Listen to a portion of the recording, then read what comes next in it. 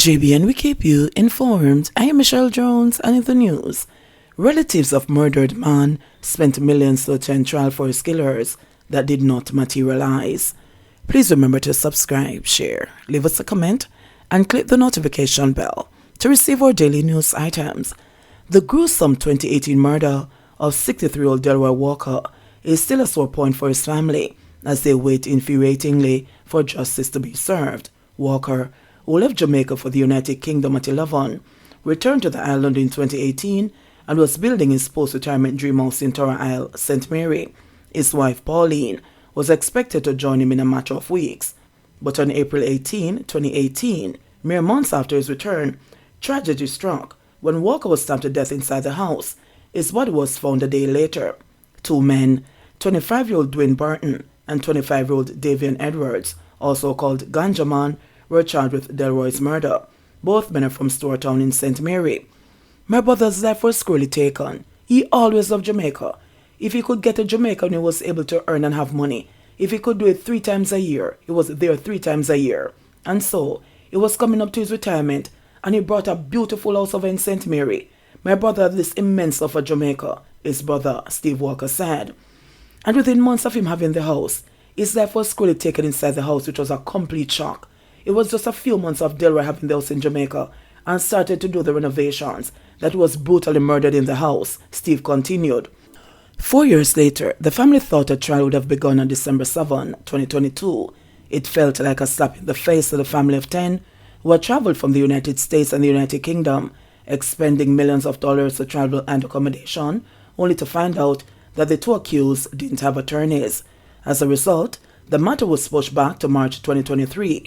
Subsequently, the family was notified that the case won't be relisted until July 2023. We didn't even get a chance to go inside the court. We were sitting outside and we got there early, and the clerk told me that we need to come back in March 2023.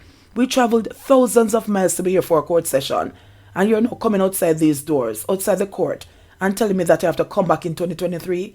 All those arrangements and time off from work, he lamented. It costs us $6 million to travel here, because this is an important thing and we want to seek justice. And then the clerk goes, it's not that long to wait and it won't be too expensive. I just lost it because we made all the alterations and saved up the finances to get to Jamaica. For the clerk to tell me wait until 2023. That was a punch below the belt by the system, and that is one punch that I didn't intend to take that day, Steve said. He continued, I traveled all the way with my family, all that money, all that expense, all that time, all that hope of seeing justice play out, and it crumbled within 2.5 minutes. We knew that we weren't going to get justice in Jamaica. The police had reported that Delroy was killed a few days after an altercation with Burton and Edwards over work that had been done to his house.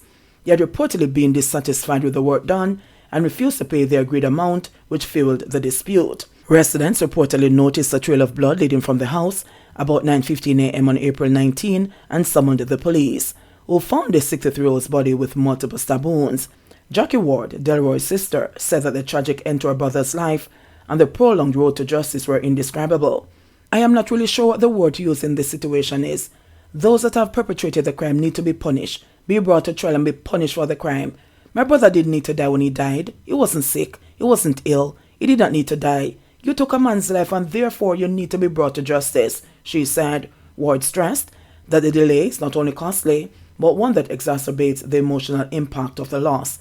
It's not just for us. The people of Jamaica need to see that justice is being done where crimes are committed. We don't understand it.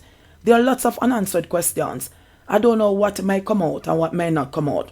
But we don't know what happened, why it happened. We don't know if they're remorseful or not. But obviously, if you have got unanswered questions, then it doesn't help you with closure because it's always there, Ward said.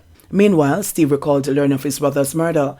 It was even the dream when he saw that he had missed multiple calls from his siblings. He noted to himself that Delroy wasn't among those calls, but didn't think much of it. The phone rang again and one of his sisters told him, I've got some bad news. Steve said he boarded a train and told her he knew something happened and didn't want to know until he got home. He asked to be spared 20 minutes, the longest 20 minutes of his life, he said. Even though I didn't know what had happened, I just know something had happened. After I got home after 20 minutes and my sister told me that Del has been murdered. And the first thought that came to my mind was, who? Why? It was a person for the people. If he could help you to do whatever he could, he would do it, he said. I was in total shock and bewilderment, and I just don't know what to do. I've never experienced anything of this nature. Steve commended the Jamaica Constabulary Force JCF, however, for swift action in locating and charging the suspects. Within 3 months, the 2 men were charged. They're officers I know from my personal experience. We're doing the job because the job needs to be done and done right.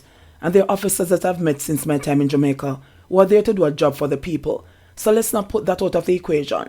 But the problem is that the justice system, as I now find, is not fit for purpose at all, he said. Steve had visited Jamaica shortly after the incident. Though he had been to the island on many visits per, that time around, it was vastly different. This summer, I wasn't coming for a reunion and laughter and fun, and getting to know family members from America, Canada and Jamaica. This time, I was going to go up and clean up a murder scene. And as I was driving up, I knew what lay behind those doors of the house, he recalled. He said that what he saw inside the house will never leave his memory. There was blood in every part of the lower part of the downstairs living area, on the walls, on the ceiling. The carpet was absolutely saturated, soaked with dry blood, soaked. And you can see where my brother's injury was sustained.